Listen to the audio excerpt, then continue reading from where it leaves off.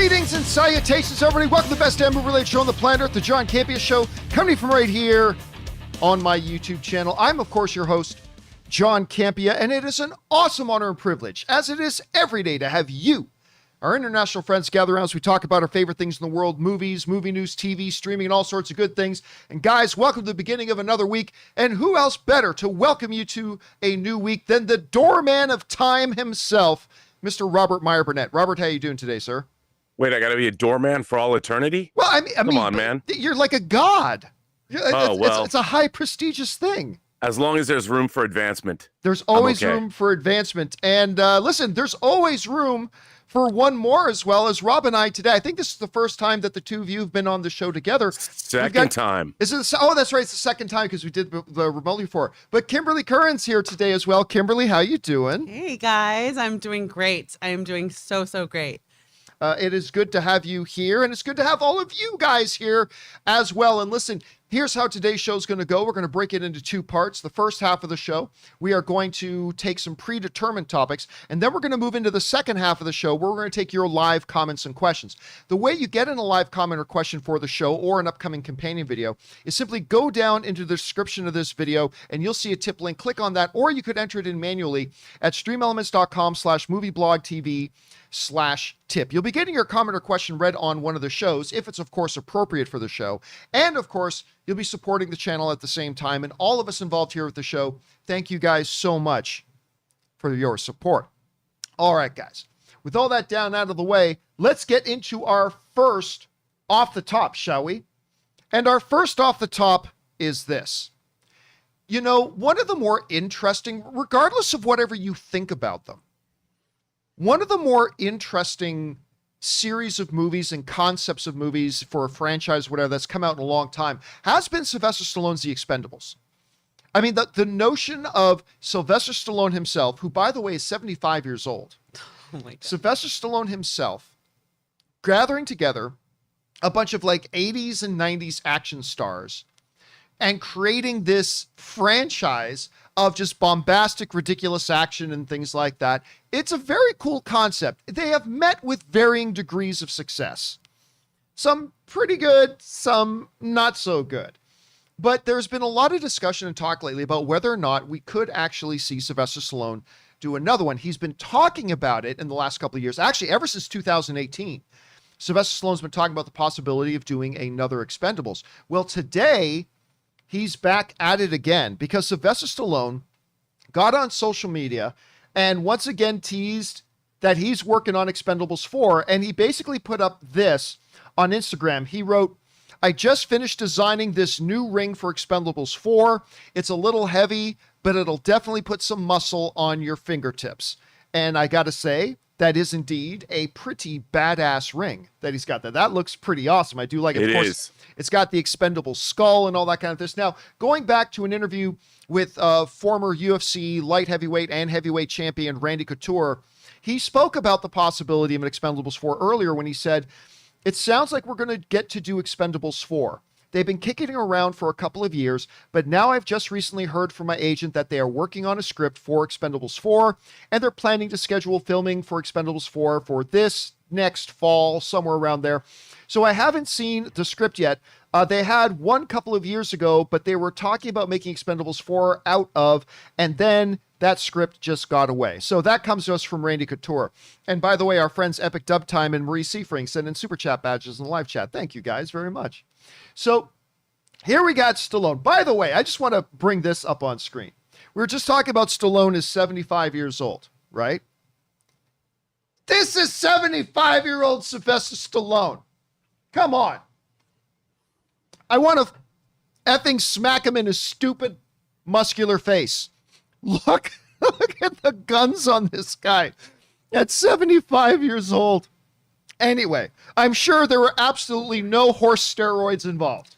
I'm sure there were no horse steroids involved whatsoever. But I don't care. Look at the size of this dude. I would go see an action film with this guy. I would still totally be up for an action film. Now, look, of course, the biggest question here, guys, isn't about whether Stallone can pull off an Expendables movie.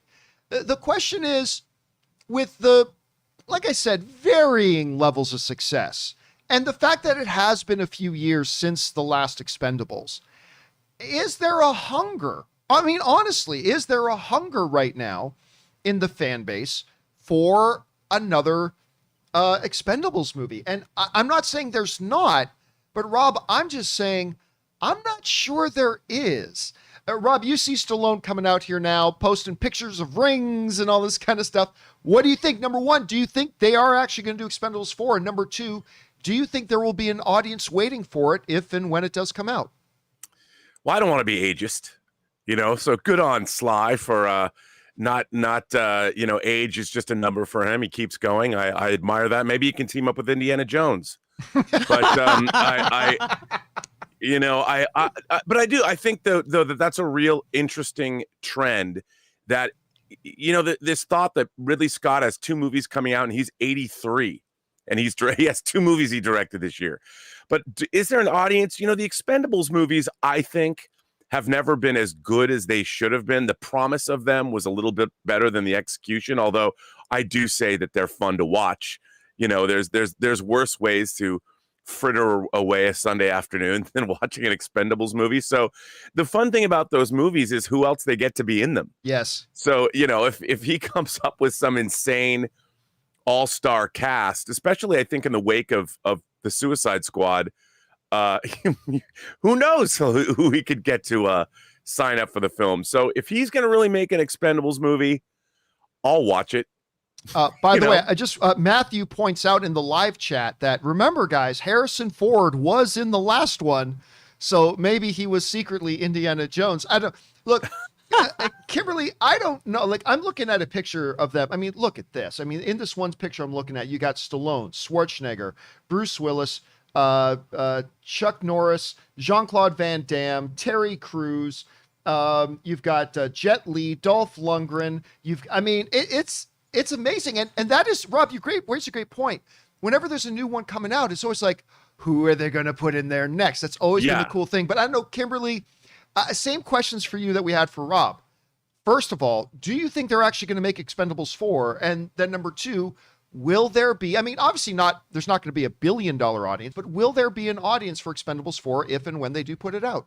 Well, number one, since global warming is still an issue, I think we can all agree that we need Chuck Norris to come in and fix it. So there's always room for more Chuck Norris. But there's also a lot of great new blood. I think they should make this film. I think wherever they can find areas where they maybe fell short. I don't want to say fell short because it really is about how self-aware they are about the grand ridiculousness of it. 1 and 3 are definitely my favorites, but I would love to see Joe Taslim in there and GSP. Oh my gosh. To just add the muscle, add some more amazing martial arts. I'd like to see that.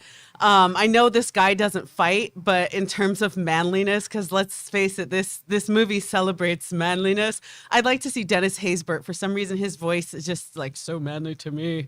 You're in good hands. You're in good hands. Dennis Haysbert. And so I think not only is there room for it, but we love the nostalgia. These are our heroes of old, no pun intended. But I think there's something really fabulous as culture is celebrating diversity and inclusivity of people that are older kind of showing up and going, don't call it a comeback. So I'll tell you what, I think they are going to do it. Look, as long as Stallone puts his name behind it, if they can keep the budget small, I believe they won't be hurting to find financiers. I think if you could have a very modestly budgeted Expendables 4, I think they will have financiers lining up to jump on board, because just the recognizableness of the name is going to be enough that they're probably going to believe they can make a decent little profit if they keep the budget reasonable. But that's going to be the key. Is can they make this for a reasonable amount of money? Because Expendables 4 is not going to make $400 million at the box office. It's just not. But it could make $200 million. It could make $250 million. If you budget accordingly, that could be profitable. So it's going to be interesting to see. John? Yes, Rob. The last Expendables movie, Expendables 3, made $214,657,577 at the international worldwide box office. Yeah. So that's what I'm saying. I don't think the idea or the concept of this thing being a $400 million movie is realistic, but you come out with the right cast and you market it right, this could be a $250 million movie. It could. So you budget it right. What are you thinking? I do think what I really do like about the Expendables films, growing up in the 80s, watching all of the canon movies, like Kimberly brought up Chuck Norris, watching things like the Delta Force or Invasion USA, I was always there for those movies, and the studios aren't making them. So when the Olympus has fallen or London has fallen or the Expendables come out, I watch these movies because they're fun and we don't get them anymore. So I do think that there's a place in the world for these films. Well, we'll have to see what happens with it. The question is for you guys. What do you think about this? Do you think they're actually going to make an Expendables 4? Do you think there's going to be an audience for it? More importantly, are you interested? Like if they cranked out an Expendables 4 tomorrow, are you going to sit down and watch it? I'm not going to lie. I probably would. What do you guys think? Jump down into the comment section below and let us know your thoughts. All right, guys. With that down and out of the way, let's move into our main topics of the day. And how do we select our main topics? It's really rather simple. You guys come up with our main topics. Whenever you come across a big topic, issue, or story that you think we need to cover as a main topic here in the John Campea Show, just go anytime 24/7 over to www.thejohncampeashow.com/contact. Once you guys get there, you're going to see a form. Fill it out with your topic or question. It's absolutely free. Hit submit, and then maybe, just maybe, you might see your submission featured as a main topic here on the John Campea Show. With that down, let's move on to main topic number 1. And our first main topic today gets submitted to us by Sean C., who writes, "Hello, John.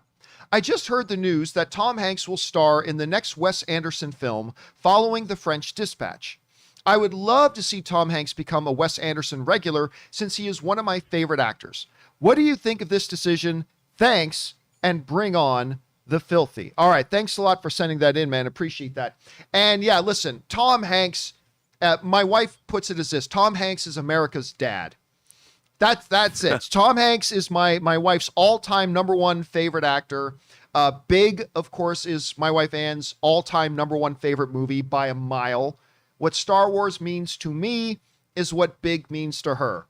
And of course, he is one of the, Rob, I can't remember if he's the only guy, if not the only guy, then one of the only guys in movie history that he won Best Lead Actor at the Academy Awards back to back. He won it for Philadelphia, and then he won it for Forrest Gump. Now, I can't remember. There may have been one or two other people who've done that in the history of Hollywood. If there is, it hasn't happened in a long time, and I can't think of it off the top of my head. But he is one of the most celebrated actors out there. Wes Anderson is one of the more celebrated filmmakers out there, especially amongst cinephiles. Like, he doesn't have the pop cultural cachet of, say, a Christopher Nolan or the Russo brothers or Steven Spielberg, but amongst cinephiles, Wes Anderson is the shit for a lot of people. They absolutely love Wes Anderson. And it's really weird to think of the fact that Tom Hanks, up until now, has not been in a Wes Anderson film, but that apparently is about to change. According to the folks over at Coming Soon, they write this: "Following the recent casting news that Adrian Brody, Bill Murray, and Tilda Swinton, who are regular Wes Anderson players, will be starring in Wes Anderson's next film, The Hollywood Reporter brings word that Oscar winner Tom Hanks, Philadelphia, Beautiful Day in the Neighborhood, Greyhound, and 1,000 others, has joined the project, serving as his first Wes Anderson production. According to the outlet's sources, Hanks will appear in a small role in the currently untitled project that could be cameo-like in nature. The film will be written and directed by Wes Anderson, with production expected to shoot in Spain. Plot details are being tightly kept under wraps, but it is rumored to be a love story set in Europe." And again, that comes to us from the folks over at Coming Soon. So look, it seems like a no-brainer. Take one of the most celebrated, lauded actors of our generation, pair him with one of the most celebrated and lauded performers of our generation, and it seems like a common, like a well-played thing. Listen, Wes Anderson is one of these directors who clearly likes using the same actors. I mean, he just gets comfortable with them. They get comfortable with him. It works. Introducing a Tom Hanks thing, listen, I don't even know anything about this movie, and I'm already interested. Kimberly, what do you think about the idea of Tom Hanks being in a Wes Anderson film? Oh, I'm definitely interested. And if you think about it, Wes Anderson, with his aesthetic and his style, it's perfect for Tom Hanks because he always comes off as very humorous, but there's always some weird, dramatic, kind of almost sometimes a dark twist in his films. But we love Tom Hanks for the lighthearted, heartwarming, but we also love his dramatic side. So I feel like not only does he fit right in, but I'm like, where has he been this whole time? And I feel like even if it's just a small cameo role, please make your next film a more in-depth role with Tom Hanks, because I feel like he would just thrive in a Wes Anderson film. And with the star power and the cast that he has in his film, I would love to see Tom Hanks with a Gwyneth Paltrow and a Ben Stiller. And especially, I would love, love, love, I can't tell you how much I want to see Bill Murray and Tom Hanks. That would fill my heart. Just hugs all around. I would love it. Rob, you're hearing about this. What's your reaction to this news? What do you think about it? Well, I mean, I love it. That I think one of the great things about Wes Anderson's movies is his casting and the fact that he has this sort of company of players, or at least a rotating company of players that he brings people in and out of. I mean, I couldn't be more delighted, John. I mean, I can't wait to see The French Dispatch, and now hearing this news, bring it on, man. All right, question is for you guys. We're hearing that Tom Hanks is now going to be appearing in a Wes Anderson film. The French Dispatch still hasn't even come out, so we got to get that movie down and out of the way first, and then we'll look forward to his next one. Questions for you guys. What do you think about this? Jump on down into the comment section below and let us know your thoughts. Okay, guys. With that down, let's move on to main topic number 2. And our second main topic today gets submitted to us by Sebastian Wilfork. And Sebastian Wilfork writes, "Greetings, John and Rob. I think we agree that Dwayne Johnson is the biggest movie star in the world. Well, according to box office and salary numbers, he is indeed the biggest box office star in the world. Anyway, wonder what you thought of the fact that Jungle Cruise just made less than half of what Black Widow did at the domestic box office, only half of what Black Widow made on Disney Plus, and had a terrible international result. Some are saying it exceeded expectations, but how low were those expectations? What do you think? Thanks." All right, thanks a lot for sending that in, man. And yes, of course, Jungle Cruise hitting theaters. I reviewed Jungle Cruise the other day. I talked about it on the show the other day. Not a bad little movie. I mean, not as good as, well, as it maybe could have or should have been, but it's not bad. I didn't think it was a terrible movie. I didn't think it was bad. It definitely had its charm. Dwayne "The Rock" Johnson is, of course, Dwayne "The Rock" Johnson. He carries a world of charm and charisma with him. And then you add into that one of the most exciting, fantastic actresses in the world in Emily Blunt. They had a really great comedic chemistry together. I thought they worked very well. A lot of the supporting cast, including the guy who plays her brother, and I can't remember the actor's name, but the guy who plays Emily Blunt's brother is actually really quite good in the movie as well. Anyway, it's an okay movie. It's an okay movie. When I read that they're saying that the movie exceeded expectations, I asked the same question that Sebastian just asked. Exactly how low were their expectations? Like, how bad did they think this movie was going to do? How bad did they think this $200 million movie was going to do, that making 30-something million opening weekend, granted in a COVID era, but still, when Black Widow just recently made 80 million. Now, of course, nobody expected Jungle Cruise to make as much money as Black Widow. That would be insanity. Of course, nobody expected that. But not even half? Significantly less than half in the theaters? And then on Disney Plus, where Disney Plus was trying, look, Black Widow made 60. We're on the right track now. And then Jungle Cruise comes out and they make 30. Half. Again, nobody expected it to make Black Widow numbers. Nobody, not a single sane human being on the planet expected it to make Black Widow numbers. But half? And then it did miserable internationally. This comes to us from the folks over at Variety who write the following. The Disney film Jungle Cruise, starring Emily Blunt and Dwayne Johnson, debuted slightly ahead of expectations. Again, what were their expectations? Despite concerns that the Delta variant would keep family crowds at home. At the international box office, Jungle Cruise brought in a lackluster 27, this is in like 40-something countries, brought in $27.6 million. So sorry, from 47 overseas territories, buoying its worldwide box office to a haul of $61.8 million. For a movie that costs $200 million to produce, as Jungle Cruise did, its box office opening weekend would traditionally be considered a major disappointment. And I agree with Variety using the phrase here, guys, of traditionally that would be considered a major disappointment, because we are not living in a traditional time right now. We are still living in the resurgence. By the way, thank you very much to everybody not getting vaccinated. We are now in a resurgence of the pandemic, and it's affecting things. That being understood, and me acknowledging that still doesn't, to me, account for this kind of performance. You can't, like, Disney can try to spin and put on as big of a happy face as they possibly can on this. There's no getting around it. Even COVID being understood, this is a major falling flat on their faces, especially considering that with the variant, you think that would push more people to watch from home. And you'd think that the narrative that they want to try to sell is that with the success of Black Widow, or at least one weekend of success that it had, they say this guy's going to build momentum for their Disney Premium Plus at home. But even then, it only managed to scrounge up half of what Black Widow did. Again, nobody expected it to make Black Widow numbers, but half, with more people staying at home because of the variant.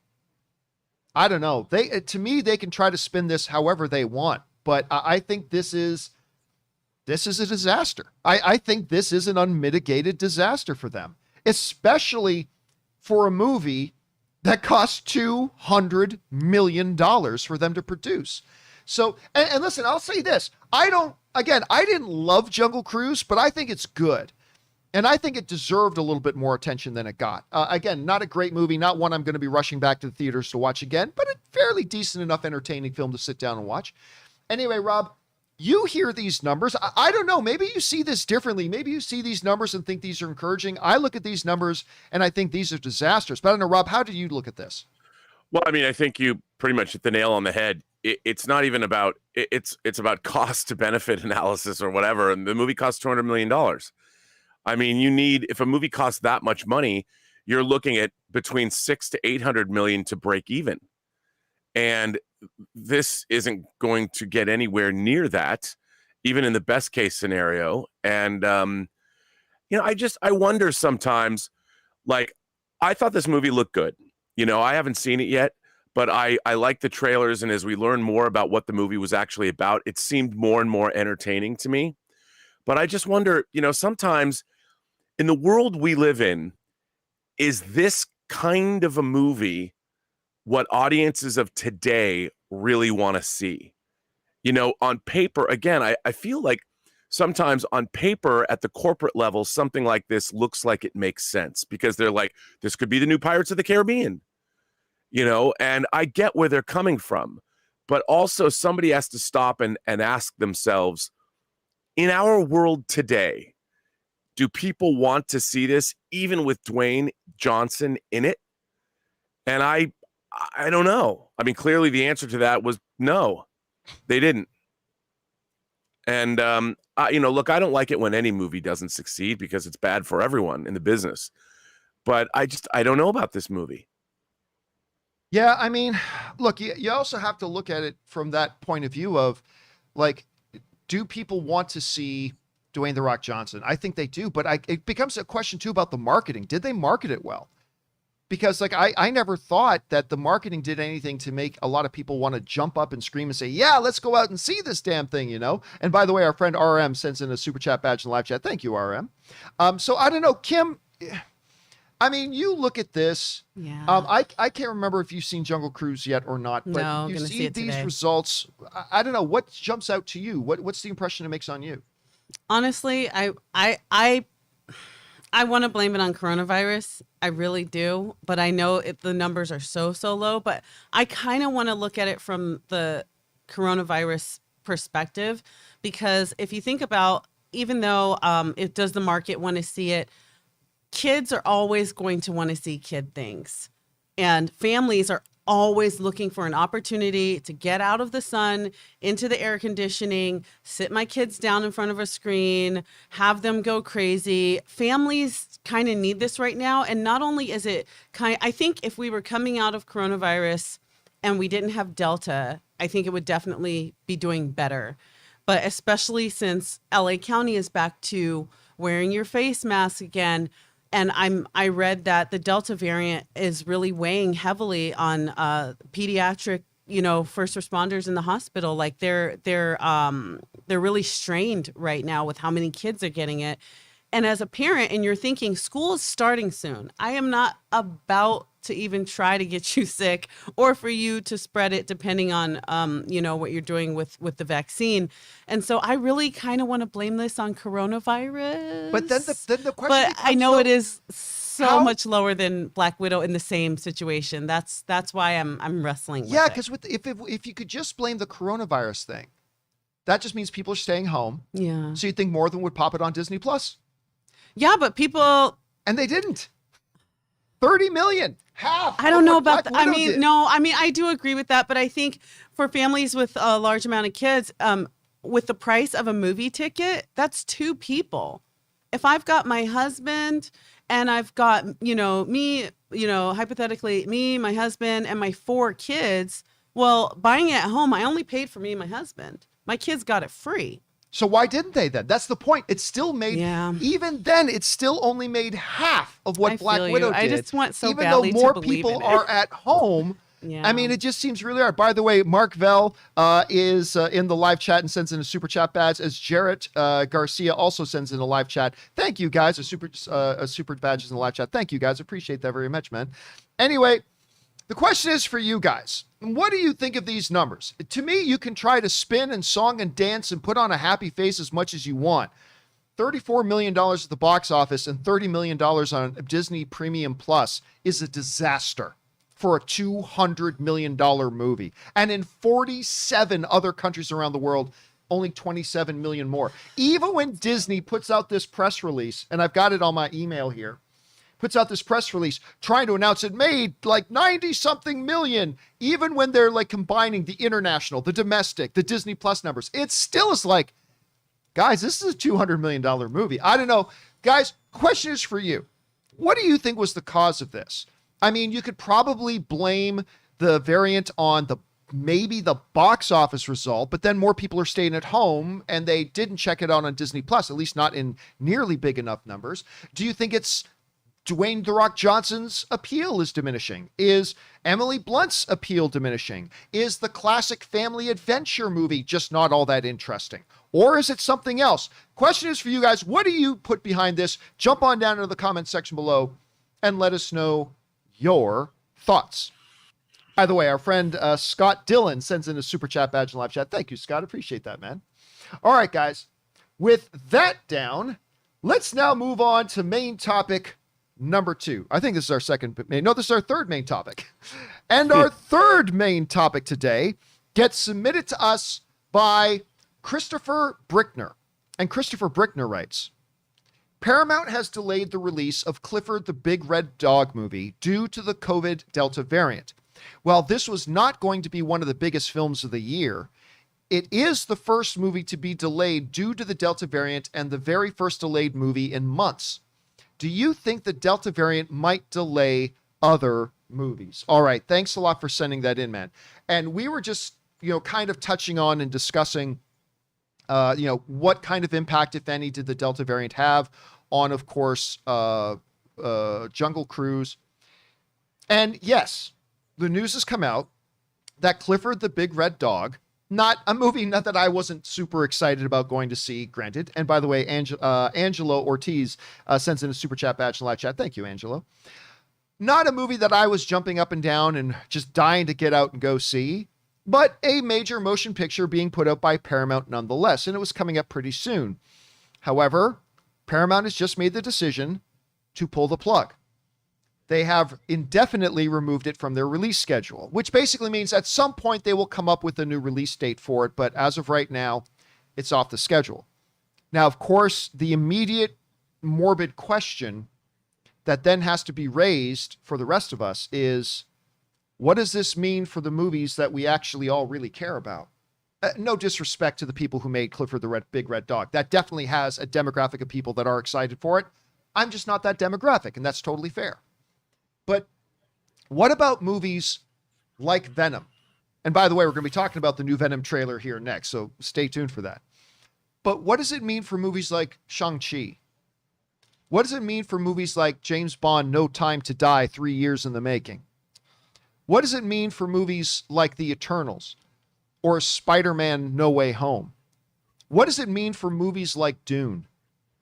I mean, it does raise a very big question. Anyway, this comes to us from the folks over at Mashable who write, Paramount had planned to release Clifford the Big Red Dog on September 17th. Unfortunately, COVID doesn't give a crap about anybody's plans.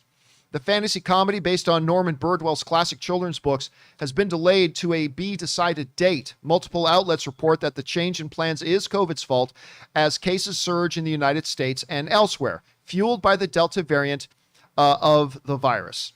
And that, of course, comes to us from the folks over at Mashable. A week ago, the world, guys, it is crazy how different the world can look in 1 week. One freaking week. In 1 week.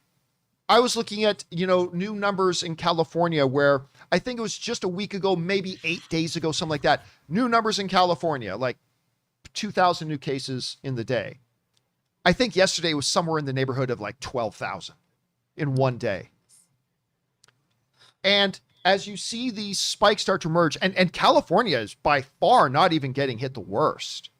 I mean, there are states in the country that are reporting, again, hospital bed shortages.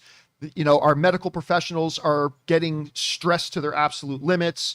All these types of things too. And now we see the first potentially domino to fall. Paramount has decided that, you know what, we don't think parents are going to want to take their kids to the theaters. So we're going to take Clifford the Big Red Dog out. And I honestly don't blame them right now. But is this a harbinger of things to come? For example, we've got Shang-Chi is supposed to be coming out here pretty soon. I right now think it's 50-50 that it actually hits its release date. I'm 50-50 on it. Then we get into movies like Spider-Man. That's a little bit further down the road. So I'm right at this moment, I am not terribly worried about Spider-Man or anything because it is further down the road. There's time to deal with this. But when you look at the films coming out sooner, Shang-Chi, you look at films like, No Time to Die is coming up. You look at Venom 2, which, again, we're going to be talking about here in a minute. It does raise a lot of questions. And I'm at the point now where I'm like, 2 weeks ago, it's like, guys, we are on the road to recovery. We are free and clear. Thankfully, over half of the population of the United States has taken their vaccinations. A report I was watching on Fox News, of all places, yesterday was reporting that you have a 90% smaller chance of catching the Delta variant if you are vaccinated than other people. And you are over 94% less likely to be hospitalized if by chance you do catch it. That's great news. Oh yeah, it's great news. Yeah. If we were living in a country that wasn't filled with science deniers and flat earthers, then it's great news. And believe me, that ain't a political statement. I know people on the left who are science denying flat earthers on this, and people on the right who are science denying flat earthers. And because of folks like you, thanks a lot, we're going to get the movies we've been looking forward to delayed again. There are much worse consequences, but we are here to talk about the movies and the world of movies. And in the world of movies, thanks to you guys, it looks like our movies are going to get delayed again. Thank you very much. Anyway, we are seeing this thing. And look, I am not pushing the panic button yet. I'm not hitting that panic button yet. I still think it's a coin toss. I think there is time. Now, I've been hearing some medical professionals saying, look, the reality is, even though there's surges right now, enough of the population has been vaccinated that it's going to prevent us from getting to like the heights of how bad it was like a number of months ago, when it was like we were getting 30,000, 40,000 new cases a day. Like I've read a lot of medical professionals saying, look, we've got enough people vaccinated that we won't get that bad. But it's bad enough that it's making the theaters, consider pulling this thing. And listen, I'm just thinking here, Rob, if they can pull the plug on Clifford the Big Red Dog, they have to be talking about Venom or Shang-Chi. By the way, just a quick note, we will talk about the Venom trailer here in a second, but it is interesting to note that on the new Venom trailer, they do not put a release date. And on the official website at Sony, they don't have an official date either. It just says this fall. The official release date, I believe, is September 24th, but now on the official site, it just lists as this fall. So you already know they're thinking about it. So, Rob, let me put this over to you first. I'm saying it is a complete coin toss right now as to whether or not, and I'm thinking just about the more immediate ones, Venom, Shang-Chi, these are the first ones really coming up here. I think it's a literal coin toss as to whether these get pushed or not. I may change my mind about that tomorrow. What do you think are the odds that we're going to see these movies get delayed again, or conversely, that they will hit their release dates as planned? What are you thinking? Well, I'm looking at statistics right now, and it says 50.2% of the U.S. population is vaccinated, which is essentially half. Those aren't great numbers in terms of, you'd think that we'd have a predominant amount of the population vaccinated. Now, I understand people's reticence because it is, after all, still an experimental vaccine, and it will be, the FDA won't give it full approval even until 2023, but it's working. And the proof is in the pudding. We're seeing there's been, sure, things happen, but for the most part, it has been working. And yet we only have 50% of our population that's vaccinated. We in California, we have a great vaccination program here in this state. Very easy. I think that means there's a tightrope here, John. These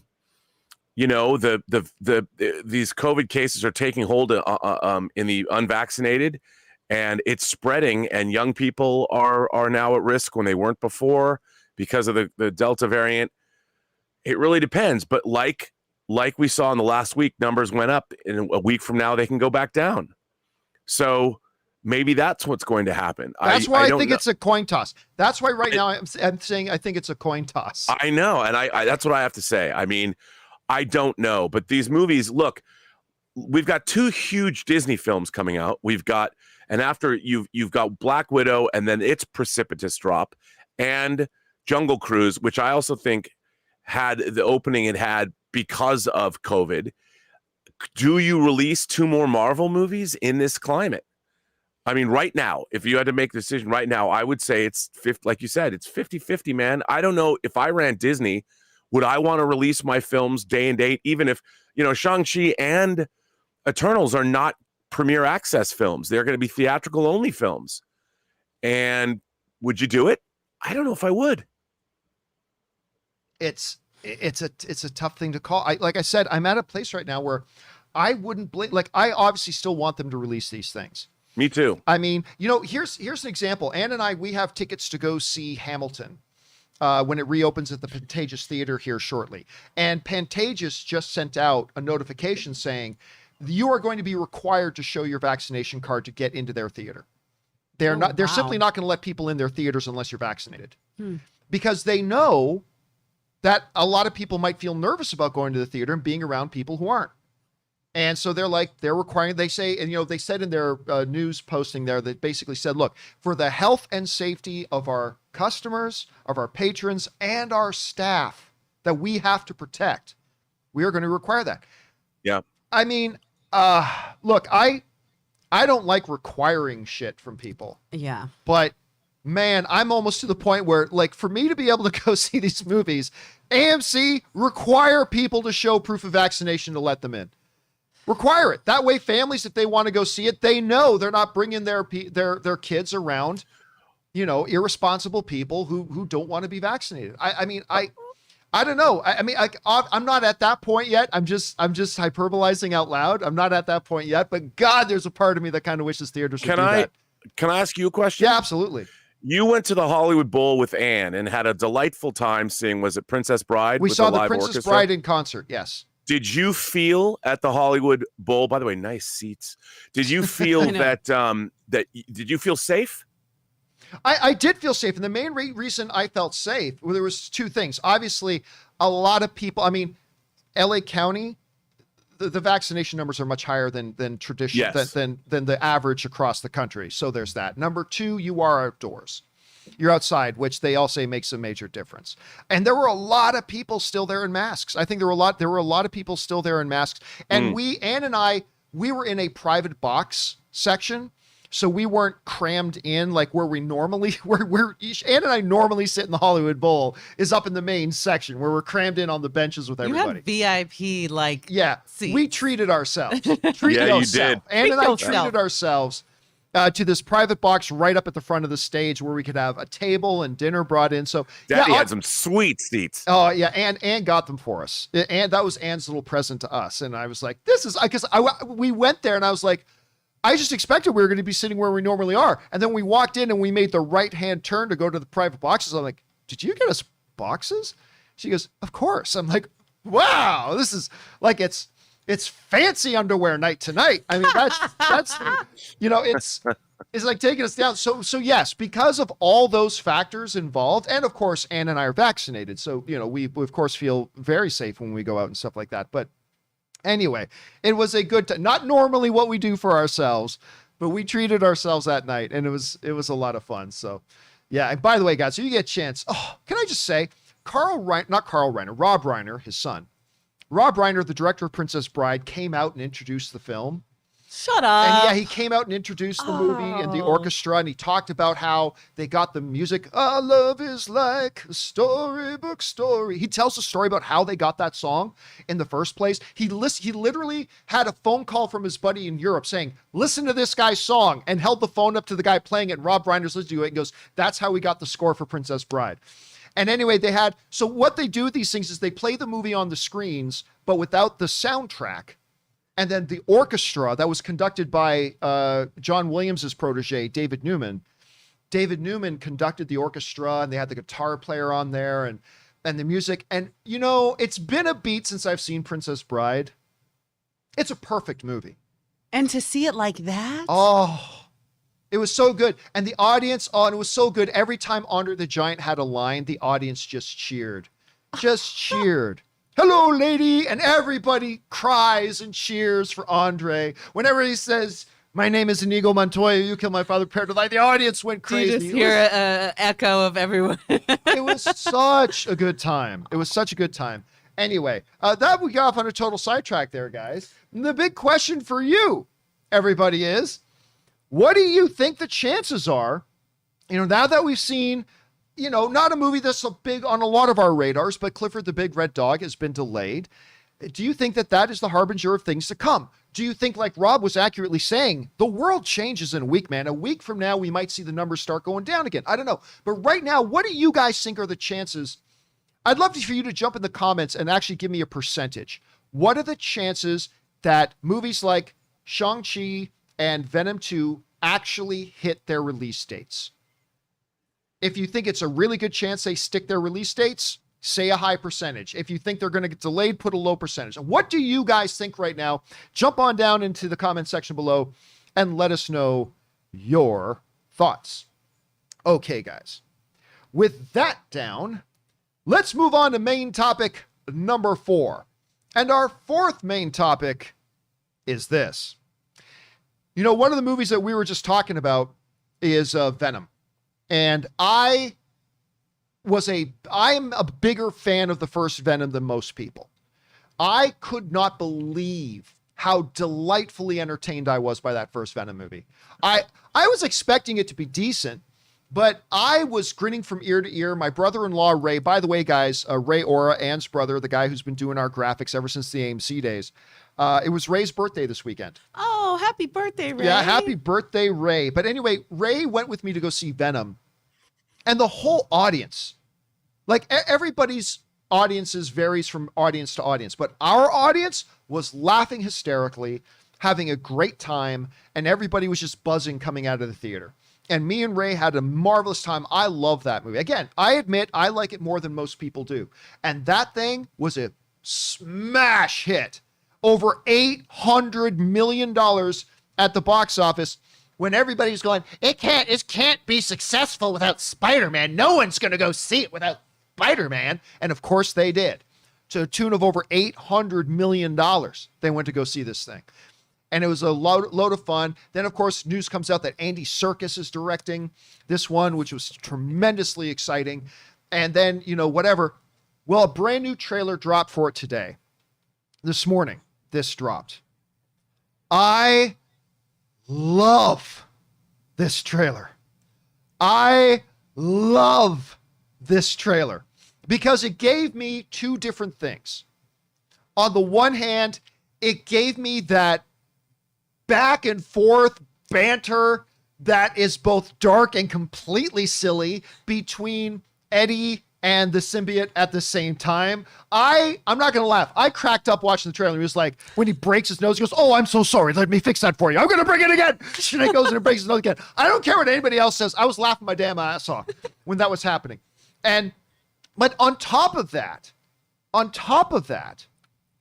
we actually got to see a lot of Venom. Woody Harrelson looked great in this. But what I think is going to make a lot of people very, very happy is the fact that it looks like Carnage is going to be the Carnage people wanted. This dude is a homicidal maniac.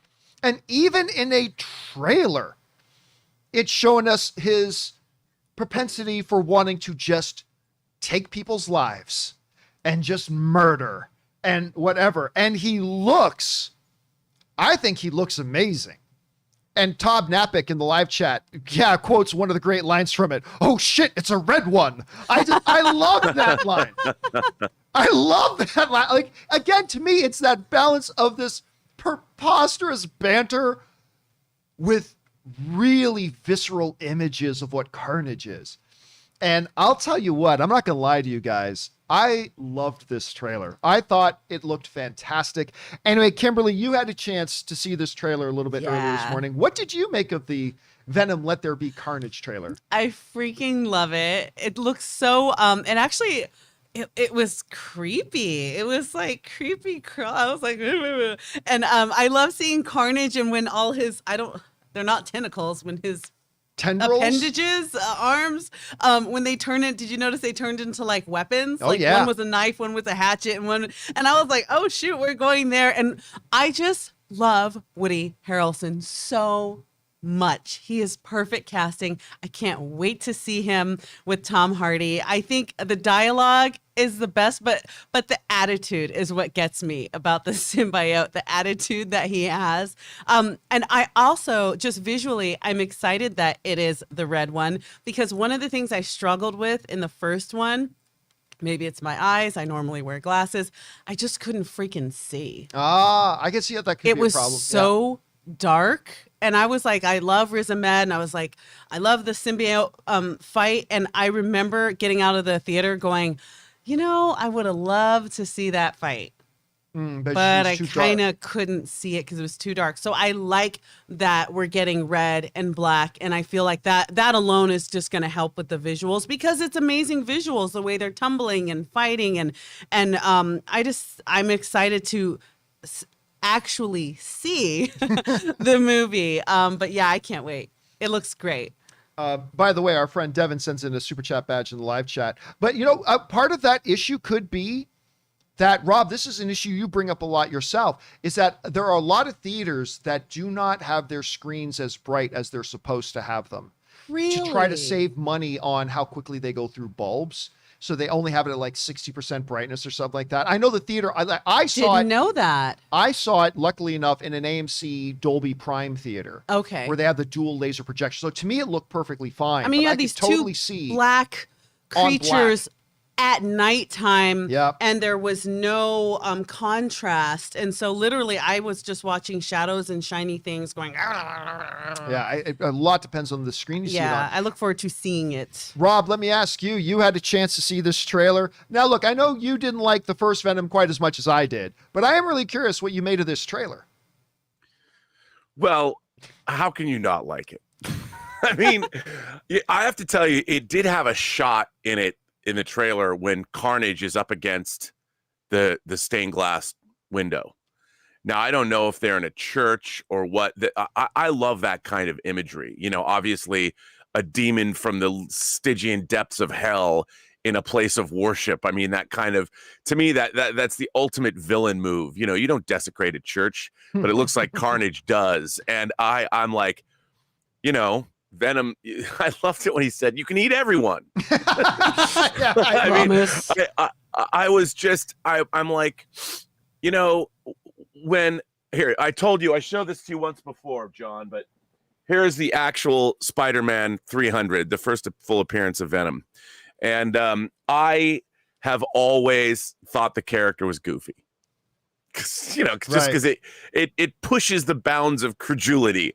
But you know what? I thought this trailer was exactly the way it was supposed to be. Like, I'm looking, if you're going to put Venom and Carnage, I mean, even in the comics, I'm like, this is absurd. But that said, I'm like, Andy Serkis directed this movie, and I'm there for it. It just looks like a fun time at the movies. And that's, what more do you want from a movie called Venom, Let There Be Carnage?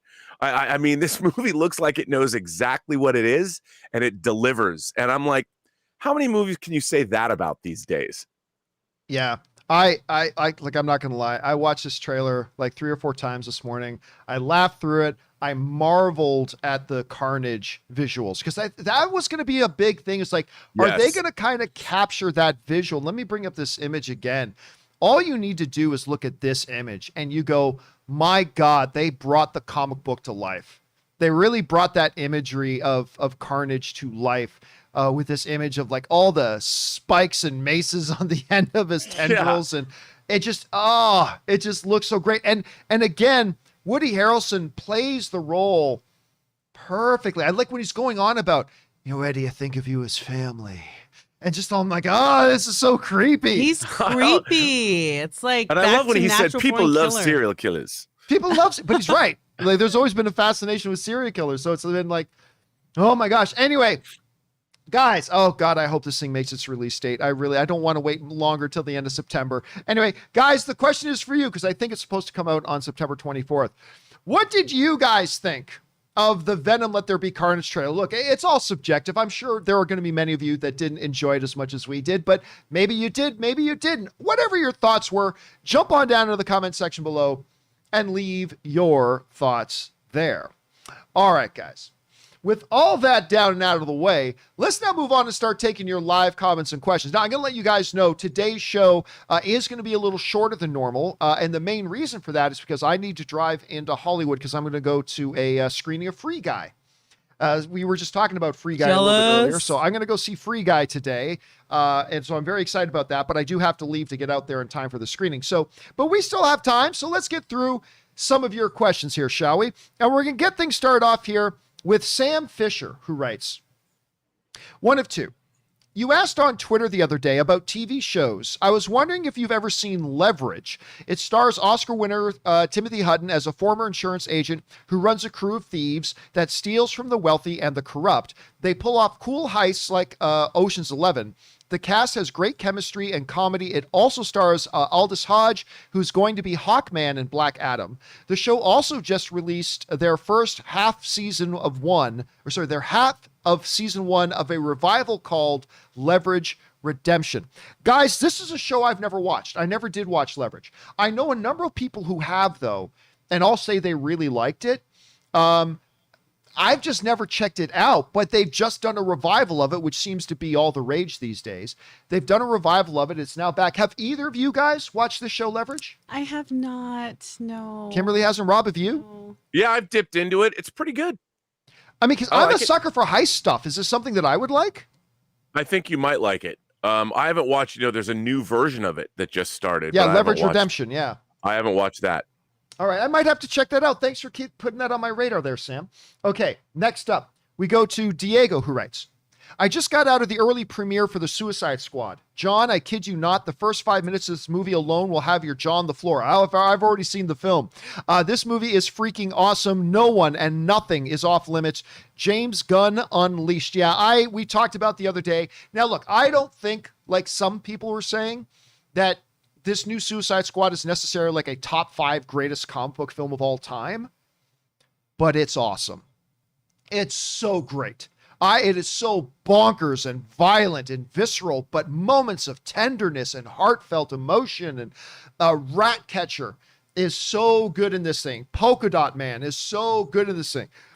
I love seeing Nathan Fillion, and I love seeing all the cast and crew. Anyway, it is James Gunn. Absolutely being James Gunn. So I have seen it and I cannot wait. I'm going to be going in to go see this thing. So there's that. All right, next up, we're going to go to Charlie Lives writes, did you see David Ayer say that the studio cut is not my movie? It's a fully mature edit with not a single radio song in the whole thing. It has traditional character arcs, amazing performances, and solid third act resolution. What did we get? It's difficult to say because I'm one of the few people who got a kick out of the theatrical version of Suicide Squad. It was a hot mess. I mean, it was totally a hot mess of a movie, but I also had a lot of fun watching it. Whether or not David Ayer is a terrific filmmaker. He's a very good filmmaker. So how his version of it would have turned out, how much different it would have been, we'll never know. I honestly don't know why David Ayer is still talking about it. Like, it's ancient history at this point. So I'm just going to sit here. I don't give a shit about the Ayer cut of Suicide Squad. I'm just going to look forward to the next David Ayer Here we go film. again. Yeah, here we go again. I don't give a shit. I'm just looking forward to his next film. He's a tremendously gifted filmmaker. So it's done. What's done is done. Let it go. Who cares? All right, next up. We have Suthius writes, 1 of 4. I love the Olympics. I love everything about it. Something that I love doing is keeping up with the medal count. For the Winter Games, we're inconsistent. In the last 11 games since 1980, we've only placed first with the medals one time, and that was in 2010. Yes, Mr. Campea, in Canada, in Vancouver. All the other years of the Winter Games, we were anywhere from second to third, or not even placing in the top 5 when it came to medal count. But now comes the interesting part when it comes to the Summer Games. Out of the last 9 games we participated in since 1984, U.S. boycotted the 1980 games, we have come in first place with medal counts, not 3 or 4 or 5 or even 6, but 7 times. 7 out of the last 9 Summer Games, we have come in first with medal count. I don't know what this has anything to do with movies or movie news or entertainment, but okay. 4 or 4. Because the Summer Games have far more sports than the Winter Games, can we say that the U.S. arguably has the best athletes of any country on the planet?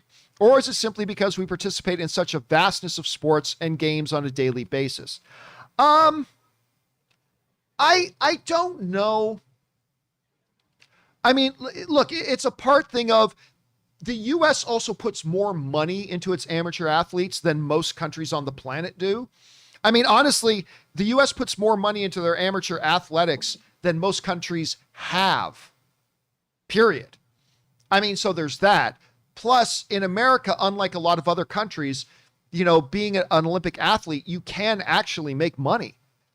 Being an Olympic athlete, a lot of other countries, you'll be a hero for your nation for a bit, and then it disappears. Your village, your nation. Yeah. Also, you look at population. The U.S. has a big population, not as big as China or things like that, but they have a massive population. So I don't know. I don't know that I'm willing to say that the U.S. has the best athletes in the world, or just because Canada ranks high in the winter, that doesn't mean we have the best athletes in the world.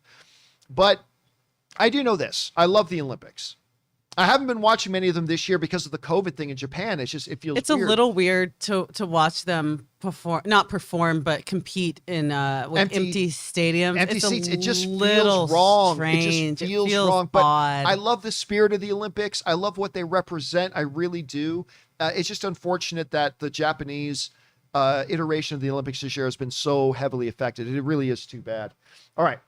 Next up, we go to Holland Love, who writes, "Hey guys, I'm wearing my Hamilton khaki field officer automatic watch, the same kind worn by Paul Connery, Ryan Reynolds, in Buried in 2010. I love that movie. Anyway, why am I saying this? I collect watches, but was curious, what else do you guys collect that we don't know about? That's an interesting question. By the way, if you guys haven't seen Buried, it is Ryan Reynolds' best performance of his career. He should have, and I'm not being facetious at all, Ryan Reynolds should have gotten an Academy Award nomination for his performance in Buried. It is a remarkable performance. Anyway, I'll be honest with you. I don't collect a lot of stuff. I mean, I have a lot of pops, but I wouldn't consider myself a collector. The last thing that I seriously collected, and this is going to sound funny, I used to collect old theology books. Like I used to collect cool. these writings from theologians from the 1800s. And I remember I bought this one at this book warehouse, and it was a theological dissertation on the Gospel of John by a theologian that I was familiar with. And it even had some of his handwritten notes in the book. This was his own copy of his book, and I picked it up for about 50 cents. Holy I eventually crap. sold it for like $2,000 or $3,000. Oh my gosh. That's the find everyone wants. That's That's that a Pawn antique Stars roadshow kind of thing. stuff right there. But I used to love collecting those books. I used to love that's amazing. collecting these things. Anyway, was it 1800 or either late 1800s, early 1900s, somewhere around there. Anyway, that's really the only thing I collect. I buy a lot of cool things, but I don't consider myself a collector. Rob, you are a collector.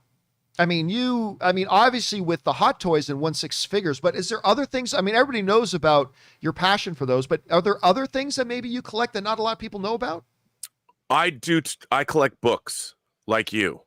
I really like first edition hardcover books, and I have quite an extensive collection. And obviously movies too. But you know, basically the things that I collect fuel. I collect things that represent stories to me. Like action figures are one thing, but I like action figures because when I look at them, they represent stories that were written by somebody. The costumes were designed by somebody, the actors who played them. I find them inspirational because what I've always wanted to do in my life is add to the rich tapestry of human storytelling. And John, just right before you asked me this question, I think I know where you're going with this. I just saw a photograph Yes. of Hot Toys is doing a Captain Carter figure and a Hydra Stomper that is an Iron Man armor from the What If animated series, and I'm about to lose my collective shite. Okay, that's not where I thought you were going. I'm just sitting here like salivating like an 8-year-old kid looking at the greatest toy I've ever seen. This is just two of them put together. I'm like, oh. All right, so this is breaking. Uh-oh. Amazon's Lord of the Ring TV series now has a release date. They just tweeted out something that basically, I'm trying to get the actual date. It's going to debut in 2022, and I'm trying to look through the thing here. Amazon's through the JR took effect and to take place in September 2nd, 2022. At long last, Middle-earth will be returning to our screens on September 2nd, 2022 in the yet-to-be titled series. So the series itself is still like a year away. It's over a year away. But we now have a release date. We'll probably talk about this more a little bit on the show tomorrow. So just putting that on our radar right now. Kimberly, I'm curious. Do you have anything you collect? I do. You do? I collect stickers of like that are, I usually get them from little pop-up shops or Etsy that are hand drawn of like either sarcastic quotes or characters, pop culture characters that I love. Like I have a lot of Napoleon Dynamite stickers. Oh, wow. And I have a lot of The Office stickers. And then my brother-in-law actually got me on them because for one Christmas, he got me this Samuel Jackson Pulp Fiction definitely said motherfucker in there, but kind of sticker. And I collect those because I think they're funny and I like to support artists. So yeah. Anne actually Anne collects the weirdest thing. She collects shot glasses.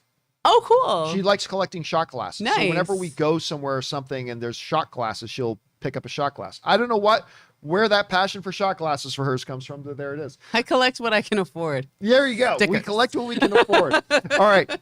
We go back over here. Next up, that was Holland Love. Next up, we've got Caleb, who writes, "Hey, John and Rob, I'm currently reading Asmonauts Foundation books. Of course, the new Apple TV Plus thing is coming, and Gaiman's Sandman story to prepare for the upcoming shows on Apple and Netflix, respectively.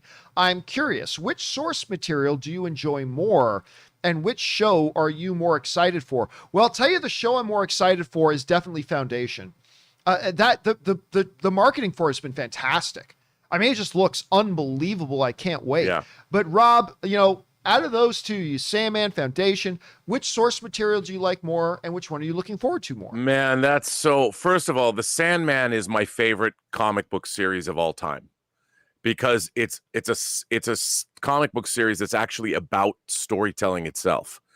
And one of my favorite comic book stories ever is A Season of Mists, where basically Lucifer quits. He's like, "I'm tired of being the first of the fall, and here, you have the key to hell. I'm going." And so Sandman is standing there, and he literally has the key to hell, and he goes back to his realm, and every single entity that's really interested in controlling hell comes to visit him. And God, what's really interesting is God is a character in Sandman, kind of, that you don't see. God even sends 2 angels to the Sandman's realm to see just to oversee, see what's going on. And it's one of my favorite fantasy stories ever in that comic. But that said, I got the Foundation trilogy, the first Foundation trilogy, from the Science Fiction Book Club when I was 10 years old. And it was mind-blowing. I mean, it was one of those, it was a foundational science fiction novel for me. And the idea of Harry Seldon's, that's the main character, and his idea of psychohistory, where he's able to chart the rise and fall of civilizations based on all these different factors, and the fact that this great galactic civilization is doomed, and what happens. I as a kid, it was incredible. So there's such different stories. I mean, but I would say that both of them fueled my imagination. I would recommend both because they're so very different.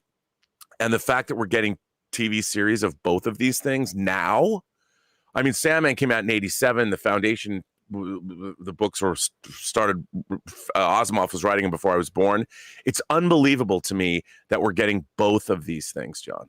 It's crazy. An embarrassment of riches, as you often say, Rob, an embarrassment of riches. All right, we keep moving here. Next up, Swanson Decoy Gold writes, it's a little Parks and Rec reference there. "Heard you talk earlier about Detective Pikachu. If you replaced the terribly written Lucy character and gave it a good ending, it would be a solid film." I disagree. "And maybe the best video game movie ever. FYI, video game came first, February 96, not the cards, October 90. Yeah, that's been kind of established. I don't really care. I really don't. I don't care at all. I don't care at all. I'll let you Pokemon fans argue about whether Pokemon is really a video game movie or is it really a card game movie. I'll let you guys worry about that because I don't care. I disagree. I thought, while I didn't mind Detective Pikachu, I was quite excited for it because I thought that, Rob, I still remember you and I talking about it because the trailers I thought were great. I thought they were charming, and I would smile. And obviously, I love Ryan Reynolds and that's the name of the guy, right? Justice Smith. Is that the name of the kid who started it? And Justice Smith looked great in it, and all this kind of stuff. And I thought it was very ho hum. It was cute. It was cute. It had its moments, but no, there was no one thing that was wrong with it. It was just a general lower quality. It just overall, it generally had lower quality. I mean, look, it's all subjective. I'm sure there are people watching this right now who absolutely fantastically loved Detective Pikachu. And that's awesome if you did. I'm not here to yuck on your yum. That's great. But for me, the problems were deeper than just one or two little things. And again, it wasn't a bad movie. I didn't think it was bad. I don't know, Kim, did you ever get around to watching Detective Pikachu? And I watched it with my nephew. He loved it. I thought it was okay. I'm not like really invested in the property, and so I wasn't like, finally. I was just, but it was okay. I like the animation with the people. I thought it was okay. Yeah. I think that is the best way that I would put it too. It was okay. It was all right. Yeah. Anyway, next up, we've got the Wakandan Forever rights. Someone special to me died today. Janice Mira. Okay, I'm sure I'm going to mispronounce this. Janice Mirakitani, a poet and good human being. She co-founded Glide in San Francisco, an organization that helped me in rough times. Bono from U2 and Robin Williams occasionally visited. She said to love unconditionally. It's funny. We live in a society that glorifies people who play guitars. And I aspired to be a musician. So I wanted to be one of those guys when I was younger. But it's the real heroes are people like that do those sorts of things. Now, I'm not going to sit here and pretend that I know who Janice Mirakitani was. I don't. But it's always sad when people like that who did make real impact on people's lives pass away. So thanks for sharing that, Wakandan. Next up, Sam Weiser Gamgee writes, guys, want to share guilty pleasure flicks. My top 3 being Who's That Girl? I remember that one. Xanadu. And that cheeseball called Life Force, nude vampires, fun overacting, and Patrick Stewart, love it. The one thing I will always remember about Life Force is it was to me, when I was a kid, to this day, the strangest movie poster I'd ever seen. It's just this giant eyeball. Right? Remember that, Rob? The giant eyeball? Oh, yes. And I'm just like, I have no idea what the F that is, but I just remember that one, like, kind of strained me for life. But Rob, when you hear like Who's That Girl, Madonna's still best, Xanadu and Life Force, which one like jumps out to you the most when you think about it? Well, I mean, Who's That Girl and Xanadu I saw, but I love Life Force. I actually own it, don't you? I worked on the Blu-ray. That's right. I worked on the Blu-ray. I interviewed Toby Hooper and worked on the audio commentary. And by the way, here's a fun fact about Life Force. Patrick Stewart has his first on-screen kiss in Life Force with another man who is a space vampire, is stealing his essence. But that's kind of a fun fact about Life Force. I'm a huge fan of Life Force. It is a goofy movie, but there's a lot to love in it. And when it came out on Blu-ray, like the original disc release, they put the international version, which is about 20 minutes longer than the original American version, and it's just all the better for it. All right, next up, we've got Oli writes, 1 of 3. Hey, John and crew. So He-Man and the Masters of the Universe have made some waves amongst older He-Man fans on the internet. I'm with you on this one, just not my cup of tea. I also see Kevin Smith complaining about being bombarded with negative reviews on Rotten Tomatoes, so here's my question. Shouldn't he be more worried about the fact that there seems to be absolutely no new fandom coming into this? Seems like any other attempt they make at reviving this franchise, fans of the original check it out while nobody else cares. As long as you're not able to get the newer generation of fans on board, isn't your franchise dead? You see, to me, He-Man never survived the 80s. It was the greatest thing in my life, but for a very short period of time. Anyway, your thoughts. It's funny, guys, because I feel like we just had a very similar conversation like this about G.I. Joe. It's like, yeah, Snake Eyes was bad, but nobody even went to check it out. And I think that says a lot about the fact that G.I. Joe is just not a popular brand anymore. Just not enough people care. And there are other factors as well, like the movie being terrible, but I think there are a lot of terrible Transformers movies, and some of them made $1 billion. I have thought for a long time that a He-Man and the Masters of the Universe thing is just, now I have been very passionate about seeing something with it. I very much want to see a live action He-Man movie. I do. Oh, you do? Like Dolph Lundgren, all due respect to Dolph Lundgren, I want a new live action He-Man movie. But that said, they have come out with different animation stuff over the years, and no one's ever given it really the time of day. Some of the core He-Man fans have, but they've never really won over new audiences. And I don't know if there's anything Kevin Smith could have done with this He-Man that really would have made much of a difference. It popped on the Netflix's top 10 for a day and then instantly disappeared from that top 10 list when it came out. I just don't think anybody cares. I think there are the hardcore people who remember He-Man fondly and were willing to check it out. But it's much like, yeah, I just don't think it has new fans. And I don't think it has had new fans in a very long time. And I think it might just be a dead IP. I don't know, Kim, like around, you have little nieces and nephews, and is He-Man a big deal today? I mean, I don't know. Are we missing something here? What do you think? He-Man is not. It is not a big deal at all. However, I really liked it. I loved it. I wasn't a fan of what he did with the story. I was like, oh, come on. But I just feel like to take a big risk like that when people are not begging for it, right, was tough. But also, I think I hope this marks not the end of, but that people will kind of chill out on the revivals is what I hope this will do, because it's true. I mean, there's some things that people absolutely love. I mean, if you come back with a Fraggle Rock movie, I'm there. Fraggle Rock. But there's some properties that you might think are nostalgic, but people are like, I mean, it was cool back then. But I hope this really slows down the trend of let's revive and reboot everything. No, maybe take this as a sign. Right. Rob, what about you? Do you think, like, I don't know, is there still really a big hunger out there for He-Man material? Because I don't know that there is. What do you think? Well, first of all, the He-Man series was always designed to sell toys. It was one of those the first of the 80s animations that was literally designed to sell a toy line. That's not to say talented writers didn't work on the show. And that's not to say that people really weren't, especially kids who were in that sweet spot, weren't affected by it, because people loved He-Man. But I do think it is a product of its time.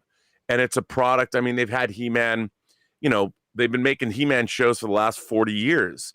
And I do think that some things, I mean, it's not like it was based on a previously existing IP. They built their storyline around a toy line. Whereas I do think people are hungry for new stories. That's why, our viewer brought up that he's reading Sandman and Foundation. We are getting the Sandman and the Foundation trilogy as new series. These are new IPs based on books and comics that people haven't seen adapted before. And I wonder, a lot of this stuff, where's, people want franchises that are theirs. And all of our old venerable franchises that are still around are from generations past. And I think a lot of people are hungry for new things they haven't seen before. That's why having the Sandman adapted and the Foundation trilogy adapted and seeing adaptations of things like The Boys, I think people are digging those because they're new. And if we don't get new franchises, hell, what's Hollywood going to remake in 20 years? I think it's really important that we have new beginnings for new franchises that are from these generations that move storytelling forward. I mean, the other thing that's got to be pointed out too is that, I watched the first He-Man episode, the first new He-Man episode, and spoiler alert for episode 1, they kill He-Man in the first episode. Why though? Yeah, and it's like, you know what that reminded me of? It was just like, and again, I didn't have a big problem with that. It's just that, overall the show just didn't work for me. That's all. No big deal. No harm, no foul. It just wasn't my cup of tea. No big deal. But, it reminded me, Rob, going back to the late 80s, maybe early 90s. Remember Iron Eagle? Yep. With Jason Gedrick and Louis Gossett Jr. What happens in the first 5 minutes of Iron Eagle 2? The main character from Iron Eagle 1 dies. And I remember watching it. I'm like, what? I can't, what? You just killed the main guy from the last movie in the first 5 minutes. And you know what else it reminded me of, Rob? I'm not going to get worked up about it because I know I get worked up and angry whenever I do. You get red in the face. But it reminds me of that godforsaken spawn of the devil's butthole animated Transformers movie that Hasbro crapped out all over us. where Here in he the goes. first 10 minutes of the movie, hey kids, you know all those Transformers you love? Yeah, we're going to kill them all right now so you can go buy our new toys. I still haven't gotten over it. I'm still a little bitter about that. But it's like you just took out the title character. Now, I got into this debate with somebody. Uh-oh. Oh, shoot. Who said to me, well, John, because I only watched the first episode, but then I heard like He-Man's not in the rest of the next 5 episodes. No. And they said, well, John, the show's not called He-Man. The show's called Masters of the Universe. I'm like, okay. It's the Tila show. I mean, Okay, let's smart face guy. it. Time out. Did you watch the original Masters of the Universe? Of course I did. I know everything about it. I'm like, okay, sing me the theme song. He-Man. There you go. Just stop right there. Don't tell me the show isn't He-Man's show when the very first thing that comes out of your mouth and say, go ahead, sing the theme song. He-Man. It is I don't care. You can call Master of the Universe all you want. It's He-Man.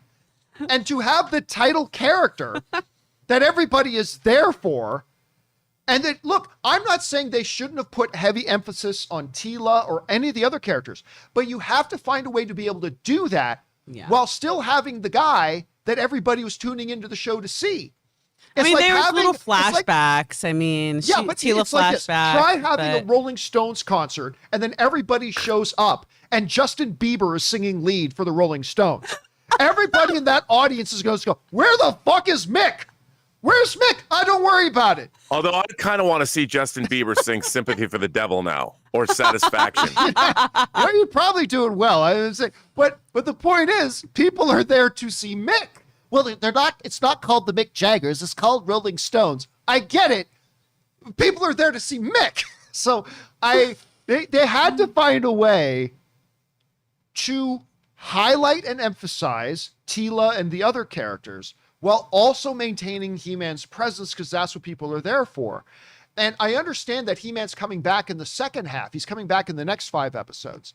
But you're losing your audience in the first bit. Came it here seems like. for He-Man, Yeah, not for his sidekicks.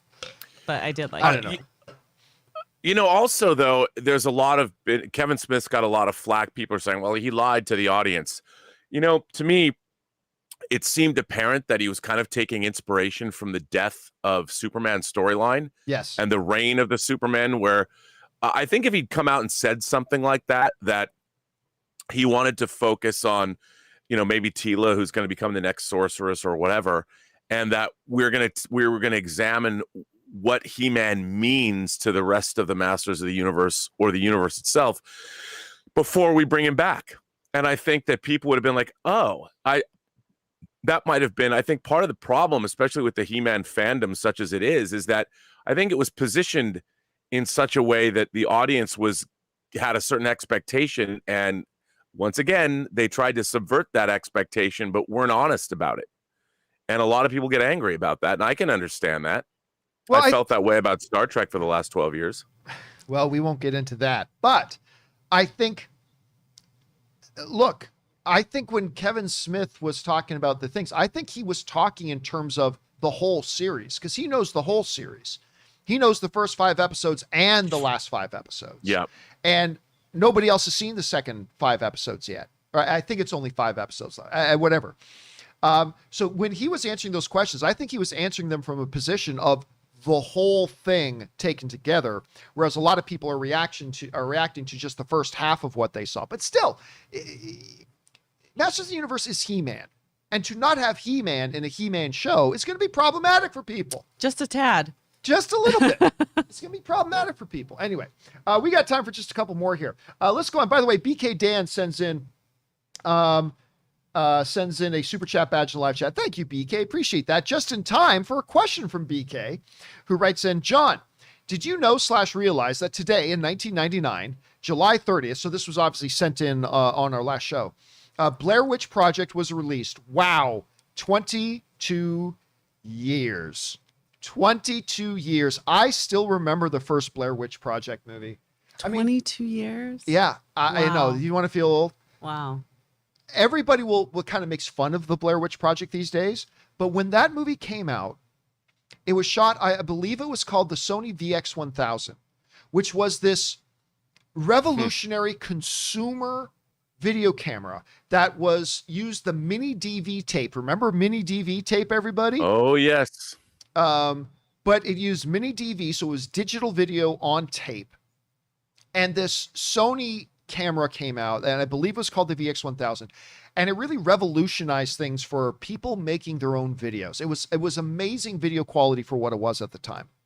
And along came Sanchez, and they made this Blair Witch movie that was super low budget, literally made the movie for bus fare, and freaked people out. Now, I was a little nauseous coming out of it because, I mean, the movie is supposed to be people running through the woods holding cameras. Headache. That's what it's supposed to be. So I'm not mad at them for the shaky camera because that's what it was supposed to be. But, I mean, it did leave me feeling a little bit nauseous. But it was so revolutionary at the time, and it spurred and spawned a whole slew of like found so many horror movies. films would not even exist had they not taken the leap to do it that way, Like, and to have something so different like that in the 90s. Yeah, That I mean, was- even the modern ones, like they're about to come out with another one. What's the big popular horror franchise? The Conjuring?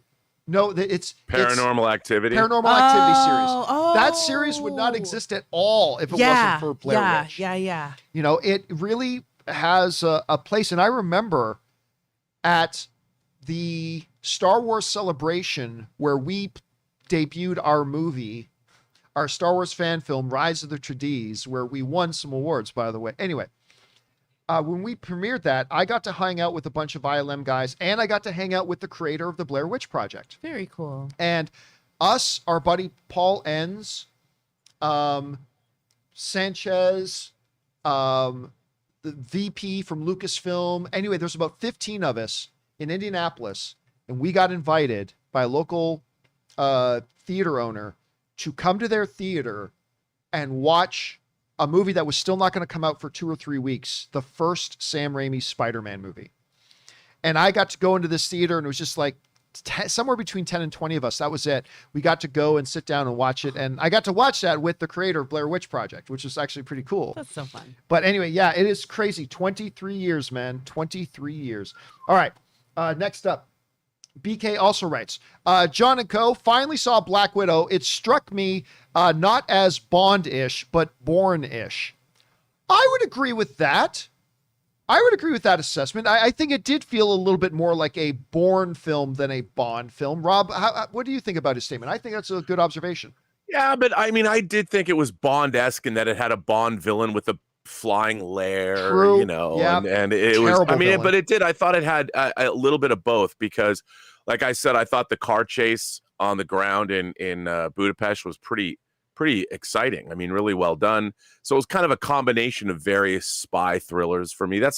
I think I enjoyed the film more than a lot of people did because of that. I mean, I'm a sucker for spy thrillers, and I think it's only, I would love to have seen, rather than Natasha on the run, I would love to have seen her at the height of her powers going on a mission, you know, at the beginning after she was a girl and they took her into the program to go. I would have loved to have seen her at the height of her powers doing some Widow stuff. But other than that, I enjoyed Black Widow. I enjoyed it. I didn't think it was great, but I enjoyed it. I thought it was pretty. It's just the big drawback for me about the movie is I thought the villains were terrible. That's the thing. I just thought the bad villains really kind of lowered the cachet of the film. By the way, BK Dan also sends in another super chat badge in live chat. Thank you, BK. Appreciate that, man. All right. Time for one more here. And this comes to us from Jason, who writes, which streaming service is doing a better job with its same day streaming / in theaters model? Disney or HBO Max? I'm leaning towards HBO Max streaming for 30 days and then removing it for a few months, as opposed to $30 for 3 months and then just be a part of the service. Oh, I think they're both shitting the bed. I'm not going to lie to you. I think they both completely crap the bed. They absolutely have both undermined, backstabbed, sabotaged their own success with both of them. Look, it depends on your point of view. If, as a consumer, if you don't want to pay anything and you're already an HBO Max subscriber, well, the option that you didn't have to pay for it. They just put it on HBO Max and you can just watch it. Yeah, it's only on there for a couple of weeks and then they pull it off, but you got to watch it a number of times.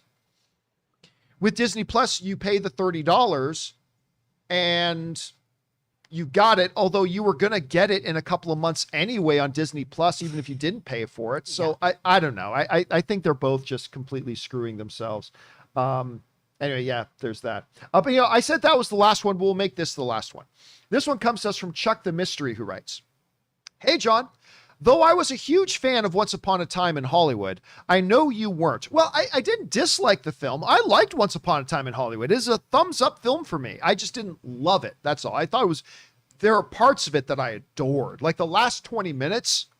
That oh my scene, God. oh my God.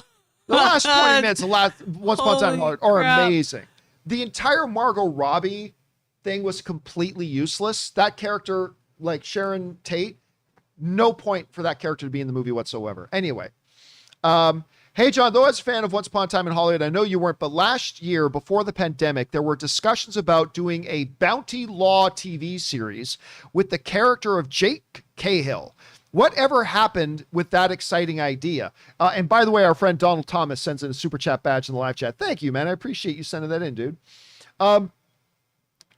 Yeah, Rob, do you remember that? We talked about that on this show. I do remember it. So for those of you who don't remember, in the movie Once Upon a Time in Hollywood, Leonardo DiCaprio plays Jake Cahill. And the character of Jake Cahill had a famous old Western called Bounty Law. And they do some scenes of this. Well, he plays fictitious. Rick Dalton, but Jake Cahill. Sorry. Yeah, Rick Dalton. You're Rick fucking Dalton. Anyway. And they have the show Bounty Law.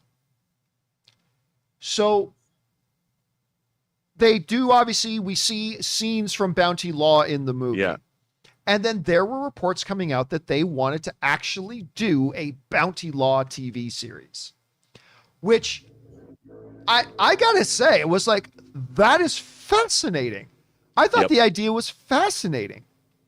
So, but it died on the vine. I mean, I haven't heard, look, it may still be alive and kicking in the back offices of some studios somewhere, but I have heard zero about it ever since. So I honestly don't know if they are still planning on moving forward with that or not. Rob, have you heard anything about it? No. And I think it would have been the kind of thing that it would have been fun if they did it right when they finished shooting the movie, but Leonardo DiCaprio is a little busy, so I don't think that would ever happen unless they have a new actor playing him. But they could, I mean, theoretically you could arrange it where it was like, all you need him is like for 2 months of shooting. Get him in for 2 months of shooting. You could do the 8-part series. I don't know. It would be pretty great though. I mean, it would have been fun. I would be interested. I'd rather see a short. A short would be good too. But I gotta say, the idea of a thing that is different. That is very, very different. By the way, Soul Brother Max sends in a super chat badge in the live chat. Thank you for that, Soul Brother. And guys, with that, normally we do go for another half hour, but like I said, I've got to cut today's show a little bit short because I have to go and watch Free Guy because I'm very excited about that. But anyway, guys, thank you so much for being here and making this show a part of your day. Special thank you to all of you guys who sent in those live comments and questions. Number one, because you gave us great fun things to talk about. But number two, you supported this channel as you did it. And all of us involved here at the John Campea Show, thank you guys so very much for that support. And by the way, going to let you guys know too, there are still more to come from Chuck the Mystery, Crashing Coyote, Jordan Hurd, and others. Do not worry. We're going to do a companion video later tonight, and we will catch up on a bunch of these questions that have been sent in. So if you sent in a question, hasn't been answered yet, come on back a little bit later tonight, and we will have a companion video up as well. All right, guys, I want to thank, of course, first of all, the wonderful and the one and the only Mr. Robert Meyer Burnett. Robert, where can people find you and your amazingness online? You can find me on Instagram at Robert Meyer Burnett, or find me on Twitter at Burnett RM, or on my own YouTube channel, The Burnett Work. And, of course, Kimberly was here today. Kimberly, thanks so much for being in here today. Where can people follow you? Yeah, I have a YouTube. It's What's Good Kimberly. And my Instagram is Was Good Kimberly, WUZKIMBERLY. Great having both you guys here today, and great having you guys here with us today. Don't forget, we'll be back again tomorrow. Also, a little bit later today, keep your eyes open on the YouTube channel. I will put up my straight out of the theater reaction to Free Guy once I come out of it this afternoon. So keep your eyes open for that, and then a companion video. And of course, the John Campea Show returns again tomorrow, and we look forward to having you guys here with us for that as well. Guys, that'll do it for us. Remember to do the 4 main things. Stay smart, stay safe, take care of yourselves, and please take care of the people around you. My name's John Campea, and until next time, my friends, bye-bye.